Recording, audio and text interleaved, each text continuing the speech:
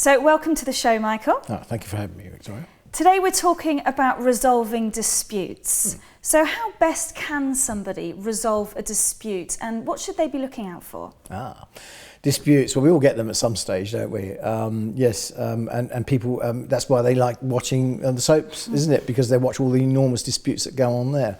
But it all depends on the dispute. You see, is it a personal dispute? Is it a dispute with a partner? Is it a relationship? Is it friends? Or is it work? Because there will be different rules for different types of dispute. Taking the work example, it might be that you need to resolve a dispute from a customer, as it were, in which case there will be rules. It'll be like consumer protection rules, things like that. I mean, a quick example, somebody might turn up absolutely livid, their sweater's shrunk to a ridiculous size. In actual fact, they didn't follow the instructions inside, they didn't wash it properly. But you've got to actually take on board the anger of the customer, you've got to be able to deal with that. And how you deal with that and how you find a way to find a solution that is acceptable is a dispute resolution process that you can use. In personal relationships, it's different, but there are commonalities between the two. And the commonalities are the way in which you listen, the way in which you actually take on board what the problem is, the communication skills that you need. So that's very important. Do you think people find it difficult to listen when they're having disputes, though?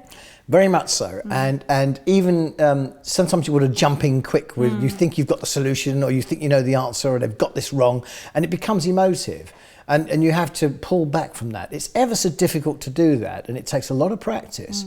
But you've got to do the count to 10 bit in your head. You've really got to just keep calm, take a deep breath, because when people come up and they're angry, just take a very deep breath from down low, not just the top of your chest, the thorax region. Take a very deep breath and just let it out slowly, and that will get you into a calmer state straight away. That's a nice little trick that actors do, keeps them calm, and presenters do sometimes. That's one of the things you can do just to calm the situation. Look at the person and listen to what they are saying.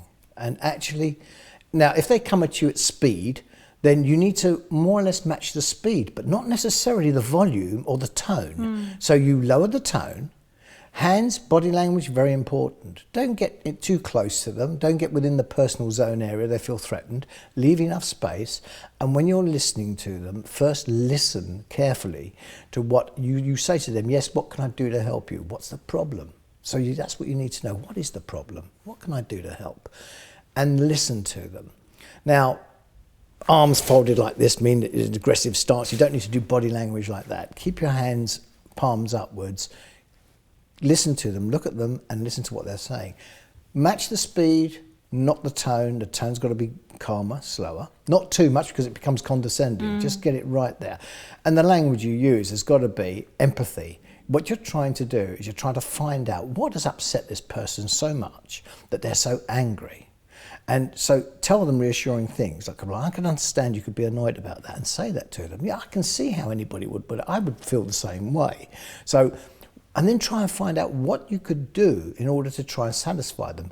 What is it that they want? What would they like to see resolved? And then find out whether you can resolve that or help them to resolve that. Or maybe help them to find something which would be acceptable as a resolution to the problem, which may not be the exact solution. So you need to find out what the options are. And you can only do that by asking them and talking to them. So if this, what about that? And if that, what about this? Would that be acceptable to you? Or maybe if we did that, well, that would be difficult. What if we did something else? But listen to them, be very, very, very reassuring, because you put yourself on their side and say things like, I'm on your side on this. I want to help you with this one, you know. But it's all about communicating. It's about body language. When you listen to someone, you tip your head down to one side. It sounds very false, but it's actually quite true. When you do that, if you've actually listened to somebody, and you will tip your head down slightly. And by turning your ear and tipping your head, it means I'm listening to you. And you can do that to help people realise that you really are listening. Don't just do it, actually listen to them. So if you're listening to them, let them know you're listening to them. That's what I'm saying. Signal that by just slightly tipping your head so that you know, and nod in agreement. Listen to them and nod. Give a reassurance. It's about the empathy. And then you can move on to find out what the solution would be or what the option would be in order to satisfy their needs, as it were. But you have to go with them. Sometimes it takes a while before the anger starts to come down, as it were. Absolutely. Well, thank you very much. Some very useful tips there. Okay. Thanks for joining us tonight. Thank you.